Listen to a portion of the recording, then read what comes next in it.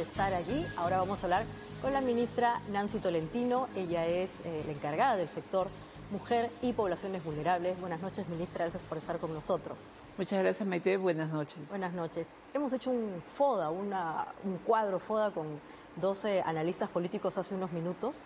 Fortalezas, debilidades, oportunidades y amenazas. A usted le quiero pedir solamente que nos cuente cuáles cree que son las amenazas y las oportunidades que tiene este gobierno, considerando la rendición de cuentas que se ha hecho hoy día. Empecemos por las amenazas. Bueno, una amenaza podría ser que estas poblaciones todavía, por ejemplo en Puno, que hay dos sectores bien definidos, que puedan seguir incentivando a esa movilización política que pueda crecer y que pueda sentir la población como una amenaza. Ellos quieren realmente trabajar. Todos necesitamos la paz es condición para el desarrollo, para el crecimiento, y creo que en ningún espacio, en el ambiente, en la casa, en una empresa, en un lugar cuando no hay unidad, no hay un solo sentido, realmente no podemos avanzar. Para invertir también todos hacen una evaluación previa, entonces como país necesitamos realmente ya sentarnos a dialogar. Si hay propuestas, planteamientos sociales que hay que atender, pues vayamos a escucharlo. Pero hasta el momento como que no se conoce, hay protestas, pero el pedido es que la presidenta renuncie, que una nueva constitución, o sea, no hay demandas sociales que nos podamos sentar a dialogar. Cosas más concretas. Exactamente, ¿no? ¿Y la oportunidad? Bueno, la oportunidad es, creo que la población en general ha valorado que necesitamos paz, o sea, hemos tenido manifestaciones, hasta las vendedoras ambulantes se han visto perjudicadas. Hasta las poblaciones más vulnerables se han visto afectadas de esta movilización, de la violencia. Ya en nuestra mente hay un recuerdo de violencia que nos asusta, que nos intimida. Creo que todos lo que deseamos es una sociedad inclusiva, con oportunidades para todas. Creo que hay que trabajar para que nadie se sienta de segunda o excluido. Creo que es una deuda social y creo que es ahí debemos ir todas y todos. Así es, ministra. El Perú, lamentablemente, como también comentamos en el bloque anterior, está pasando de crisis en crisis, pero ya no solamente política, sino climática, no sé, el dengue, antes fue la pandemia, pero definitivamente la pandemia generó un problema muy serio, mostrándonos casi en carne cruda los problemas más serios que teníamos, como por ejemplo la violencia en los hogares. Y después también generó una nueva población vulnerable que han sido este contingente de personas huérfanas, niños y adolescentes que han quedado huérfanos. Sobre esos dos temas, su ministerio generó políticas específicas durante la situación misma. ¿Qué ha sido de esas políticas? Bueno, nuestro Ministerio de la Mujer y Poblaciones Vulnerables aborda problemáticas muy complejas y prioritarias. Nuestros sectores tiene la rectoría en el tema de igualdad entre el hombre y la mujer, la igualdad de género, pero también dictar las políticas para prevenir, promover, fortalecer a las poblaciones más vulnerables, personas adultas mayores, niños, niñas, adolescentes y también personas con discapacidad. Durante la pandemia, todos ellos necesitaban los servicios del Estado. Nuestro ministerio nunca pudo detener sus servicios. El personal, los profesionales del Programa Nacional Aurora que tienen a su cargo atender con servicios integrales la violencia, no descansaron un día, todo lo contrario. Salieron a atender los casos de violencia. La línea 100 fue el único servicio más cercano a la población y más disponible, porque atendemos 24 horas al día, todos los días de la semana, inclusive los feriados. Se registró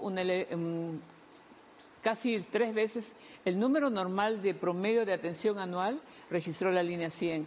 Y es que también la pandemia pudo revelar algo que capaz no queríamos hablar o no nos resistíamos a ver, que La violencia dentro de la familia, dentro de los hogares existe. Es probablemente la más alta. Y uno pensaba, antes te recuerdas los mitos que decían que el violentador, el violador es el loco de la esquina, el borracho que deambula en las calles. Alguien externo al núcleo familiar. Exactamente, y la data, las investigaciones dan cuenta que al interior de nuestros hogares se produce violencia y nos encontramos las mujeres en riesgo en cualquier etapa de nuestra vida de sufrir violencia. Se develó entonces que las adolescentes eran las que mayoritariamente resultaron ser violentadas sexualmente.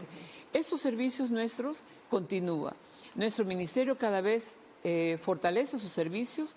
Hoy hemos recategorizado los centros de emergencia mujer para que tengan más profesionales aquellos donde hay mayor demanda de atención. También ampliando horarios en algunos, implementando otros servicios como el servicio de atención urgente, que es un servicio que no tiene una jurisdicción territorial, se desplaza a donde se requiera su presencia. También has mencionado algo. A raíz del feminicidio quedan niños y niñas huérfanos, porque el padre o el compañero está en la cárcel y la mamá ya no está presente. El Estado asumió esa responsabilidad y la seguimos atendiendo. Hemos atendido 51.000 niños y adolescentes en situación de orfandad, que importa más o menos 38 millones de soles en lo que va del año. O sea, hasta el momento seguimos atendiendo a ellos y lamentablemente cada feminicidio nos deja niños y niñas en situación de orfandad. Así es. Estos se suman a los niños y adolescentes que han quedado huérfanos por la pandemia, ¿no? Durante la pandemia. Ahí se generaron políticas de subsidios. ¿Esos se mantienen? ¿Qué pasó con ellos? Claro que sí. Los niños huérfanos en la pandemia es la data que te he dado en este momento. Y también tenemos otra ayuda, una asistencia económica para los niños huérfanos porque son víctimas de feminicidio, ¿no? Entonces, a ambos niños y niñas que están en situación de orfandad apoyamos económicamente. Unos por el Programa Nacional Aurora en los casos de feminicidio y otros por el Programa Nacional INAVIF, ¿no? Por ejemplo, en lo que va del año tenemos lamentablemente ya 70 casos de feminicidio y cerca de 80, más o menos en promedio, niños, niñas, adolescentes que quedan en situación de orfandad. Sobre el feminicidio, que evidentemente se ha convertido ya en un problema estructural muy fuerte, ¿qué está haciendo el Ministerio? Hay una campaña, pero además deben haber acciones más, digamos, sutiles para entrar en la propia valoración. Hay un tema ahí cultural muy fuerte. ¿Qué está pasando, ministra, al respecto? Nosotros ya no queremos solamente esperar que los casos ocurran o llorar a las víctimas, queremos ir antes de que ocurra. Y en ese sentido estamos desarrollando una serie de estrategias, no solamente empoderando a las mujeres para que conozcan sus derechos y puedan también servir de ejemplo, de inspiración a otras mujeres. En ese sentido tenemos una estrategia Gobernando Juntas, donde estamos acompañando y capacitando a las mujeres elegidas a los cargos de gobernadora, vicegobernadora, regidoras, alcaldesas, porque ellas son mujeres que pueden realmente no solamente abrazar las políticas de igualdad, sino también servir de ejemplo a las mujeres. Pero también tenemos campañas específicas para prevenir. Por ejemplo, la campaña También es mi problema, que es una campaña que lo que busca es revertir la tolerancia social frente a la violencia contra la mujer, porque como país, Mité, todavía seguimos siendo altamente tolerantes contra la violencia de la mujer. Todavía se justifica que te pueden violentar porque si eres infiel, porque no pones tus proyectos personales, los estás poniendo por encima de tu rol de madre. O sea, hay diferentes formas, hay estereotipos de género que están en la base también de la violencia, ¿no? Ocurre un caso de violencia y preguntan, ¿qué hacías a esa hora en la calle? ¿Por qué te vestías de esa manera? ¿Por qué tomaste con...? Eso no importa, eso no interesa. Es complicado ese tema porque, como decía, va a asuntos valorativos y además de esta campaña también es mi problema que tiene ahí usted un pin muy grande para demostrarlo y darlo a conocer. Es necesario, como usted ha comentado, empoderar. Y en el Perú, curiosamente, la mayoría de jefes de familia, voy a decir jefes por usar un término neutro, son mujeres. Se ha generado también un registro de este asunto en zonas rurales donde evidentemente también se repite esta situación, ¿no es cierto? En este tiempo de ejercicio como ministra hemos logrado nosotros 5 nuevas estrategias. Una de ellas es una estrategia multisectorial para poder llegar a prevenir, atender, reparar en las zonas rurales. En las zonas rurales todavía no hay presencia del Estado, todavía esta naturalización de la violencia es como que mayoritariamente aceptada. Ahora vamos a llegar a esos lugares con nuestro servicio de atención rural del programa Aurora para revertir esa situación. También nuestras campañas tienen también acciones urgentes. Por ejemplo, que no caduque la requisitoria de los feminicidas y los violadores sexuales, para que la policía pueda hacer su trabajo y no haya impunidad. No queremos impunidad. Estamos trabajando con campañas preventivas como la que hemos mencionado, pero también lo que estamos haciendo es capacitar a los operadores de justicia para que sean empáticos, no solamente para conocer la ley y la apliquen, sino también para que no puedan disuadir a la víctima que viene a denunciar y todo lo contrario, actúen con celeridad. También queremos ver, queremos ver el caso de las desapariciones de mujeres. Ayer hemos lanzado la campaña Encontrarte, una campaña multisectorial, porque la desaparición de mujeres y niñas también es violencia y también se puede prevenir. Y la actuación célere marca la diferencia. Así es. ¿De cuántas personas estamos hablando en esta condición, ministra? Estas personas que desaparecen. ¿Cuántas personas desaparecen, no sé, al mes? Las cifras son realmente alarmantes. El Ministerio del Interior, que lleva un registro de esas cifras, mencionan que 11.000 y algo más de mujeres fueron registradas como desaparecidas el año pasado. De ellas, casi 10.500 se trataban de niñas, niños y adolescentes. En lo que va del año, hay más de 3.100 casos reportados, de los cuales cerca de 2.000 se trata de mujeres. En ese sentido, no queremos también que ocurra eso, y estamos yendo con esta campaña antes para poder ver esos factores de riesgo, para anticiparnos a esa desaparición de una mujer, de una niña.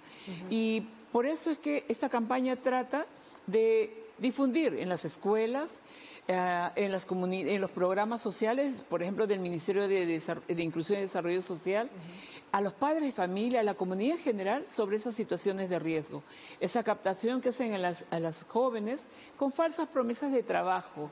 Las traen de las zonas como de Cusco, de las zonas de Arequipa, de la selva, y terminan siendo explotadas muchas veces sexualmente. Claro, ¿no? Es la trata de y personas. La trata de personas que también todavía existe, lo sabemos, pero todavía también sigue encubierta, sigue todavía adoleciendo de las denuncias para poder rescatar a estas víctimas. Interesante lo que usted dice, que para el caso específico del feminicidio y probablemente estos delitos hay acciones multisectoriales que ayuden a los operadores de justicia a entender, ¿no? Porque como usted ha indicado, también hay sesgos en la administración de justicia que evidentemente complica la decisión o la calificación de un delito de feminicidio. Así es. Seguimos avanzando en la capacitación, pero necesitamos que los operadores apliquen la norma y no apliquen sus creencias. No pueden ellos juzgar, aplicar la justicia a través de lo que crean que es correcto o no es correcto. Los estereotipos de género están ahí porque tienen una idea de cómo debe ser la mujer, ¿no? Dónde debe estar, qué debe ser. Y cuando uno transgrede esa norma, es como que hay la censura. Por eso nosotros decimos con claridad que la violencia contra las mujeres es algo que tiene un objetivo concreto, que es dominar, subordinar, controlar a una mujer. Se usa con un fin explícito. El que agrede a una mujer no es el que golpea a cualquier persona, no es el violento que no controla la ira. No, sabe muy bien cómo hacerlo. Incluso planifica en qué momento hacerlo. Cuando los niños duermen, a veces hace de una manera que la gente no escuche los gritos, los golpes o no dejar huella. En ese sentido, los operadores de justicia necesitan capacitarse para poder darse cuenta que tienen que actuar de inmediato, que tienen que realmente aplicar ese clamor de justicia que buscan las mujeres. En el tema de la violencia psicológica tenemos todavía un gran desafío. Como no se ve la violencia, ¿qué te dijo hoy día? Pero esa palabra se puede soportar, eso no causa daño. Pero si todos los días me dicen, tú no vales, tú no sirves, no me haces feliz, realmente te he hecho un favor casándome contigo, eres vieja, fea, gorda. Si todos los días me dicen, eso impacta en la vida de las Claro, personas. hay un maltrato sistemático, ¿no? Exactamente. Y ellos se resisten a poder evidenciar y sancionar. Necesitamos que no haya impunidad en los casos de violencia psicológica, que hoy está ocupando el primer puesto de los tipos de violencia que vienen las mujeres a denunciar. Porque eso te hace sentir insegura y ya no tengo la capacidad y la fuerza para poder desarrollar todo mi potencial y también a participar en la vida de nuestro país, que tenemos derecho porque somos la mitad de la población. Seguro que sí. Ahora, volviendo a esta rendición de cuentas, ¿qué es lo más, digamos, el logro más importante que usted cree que ha podido conseguir en este tiempo, que obviamente es corto, pero del cual se siente usted orgullosa dentro de su sector? Y prontamente quisiera que me comente cuál cree que es todavía la situación que no consigue, la amenaza que puede haber en su sector para que cumpla sus objetivos. Bueno, estamos muy contentos de haber hecho normas, hemos dado decretos legislativos, hemos enviado proyectos de ley, hemos hecho nuevas estrategias de trabajo para poder realmente visibilizar el aporte de las mujeres, pero también hemos logrado poder trabajar con las familias. Pero para las familias, ¿para qué? Tenemos una estrategia que hemos aprobado que se denomina Promoción de las Familias Igualitarias Libres de Violencia. Para trabajar la igualdad desde pequeñitos, para trabajar la prevención de la violencia desde temprana edad, para fortalecer a las familias, para enseñar a criar a los niños y niñas sin usar métodos violentos. En ese sentido, esta política acompaña una estrategia que ya teníamos en el INAVIS que se llama Acercándonos. Son profesionales que contratamos para poder llegar a las familias en riesgo, para que no abandone al miembro de la familia más débil, el adulto mayor o los niños y niñas. En el INAVIF tenemos cerca de 2.000 niños y niñas institucionalizados. Y entonces necesitamos fortalecer a la familia. Decimos que es la célula básica de la sociedad, pero hoy la familia también requiere servicios. Hemos logrado en este gobierno esta estrategia, que lo que busca justamente es eso, fortalecerla para que pueda cumplir sus roles parentales, pero no use la violencia y pueda también construir relaciones igualitarias desde temprana edad con apoyo de un equipo interdisciplinario. También hemos logrado estrategias para poder dar financiamiento a las iniciativas, a los emprendimientos económicos de personas con discapacidad o organizaciones con discapacidad, para que ellos también puedan realmente tener el acompañamiento, un mercado donde vender, formalizar su emprendimiento. Ellos necesitan también ser parte de nuestra sociedad, parte activa de nuestra sociedad. Y entonces eso también nos da mucho gusto. El CONADIS realmente está haciendo un trabajo increíble. Hemos logrado registrar 18.000 personas con discapacidad y esa acreditación les va a permitir hacer uso de los servicios y servicios públicos que tienen a favor de ellos. ¿Y qué podría poner en peligro esto? ¿Cuál es la amenaza que usted cree que hay para que no se permita desarrollar estas políticas? Porque esto tiene que tener consecutividad en el tiempo. Lamentablemente las emergencias que tiene nuestro país, que están fuera de nuestro control, ¿no? Por ejemplo, todo lo que ha pasado en el norte con las lluvias, ahora tenemos el dengue, entonces nuestros presupuestos tienen que ir al sector salud. Entonces, todos los servicios públicos necesitan de presupuestos. Nuestros servicios necesitan llegar a todos los rincones del país, pero si no hay presupuestos también veremos limitado llevar nuestros programas preventivos, todas estas estrategias que hemos aprobado y que venimos implementando se quedarán en estas regiones donde están empezando. Necesitamos realmente llegar a las zonas rurales, a todos los rincones de nuestro país, que creo que es el clamor de toda la ciudadanía, como lo hemos escuchado. Claro, pero igual estas coyunturas que son evidentemente extraordinarias permiten, obviamente, tenemos que reconfigurar los presupuestos, pero seguramente hay algo más concreto que usted sí controla. Dentro de esas cosas que controla, ¿cuál puede ser una amenaza que no le permita a usted continuar con esa senda que nos ha planteado? Estos planes son muy importantes, además necesarios. ¿Cómo los concretamos en los meses que vienen? Bueno, todo lo que te he comentado es algo que venimos haciendo y ya el personal está motivado, hemos echado a andar toda la maquinaria del ministerio, realmente es un personal muy comprometido.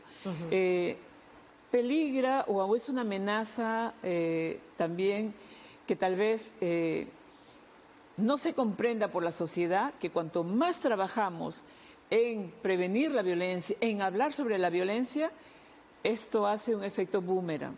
El agresor no va a querer perder el control, no va a querer soltar a quien cree que es su objeto de propiedad. En ese sentido, los estudios refieren que cuanto más acciones de prevención haces, hay como que la resistencia que se levanta a no perder también el terreno ganado, y eso también pone en riesgo la vida de las personas. Entonces, a veces la población dice, pero no están haciendo nada, ¿por qué hay tantos casos de violencia? Cuanto más trabajamos, más mujeres rompen el silencio, y también puede producir este efecto de que el hombre, cuando la mujer entonces empieza a decir, un momento, tengo derecho a una vida libre de violencia, tú no me puedes golpear, mira que te puedo denunciar, él va a usar más violencia para poder dominar y controlar. Y a veces la población eso no lo puede entender, pero no vamos a dar un paso atrás. Esto tiene que revertirse. Las mujeres tienen que entender que no están solas, hay políticas y hay servicios a su disposición. Así es. Muchísimas gracias, ministra, por este diálogo abierto. Me parece importante la autocrítica y obviamente saber que tenemos planes que hay que trabajar pese a todo, ¿no? Así que la esperamos en otra ocasión entonces. Muchísimas gracias.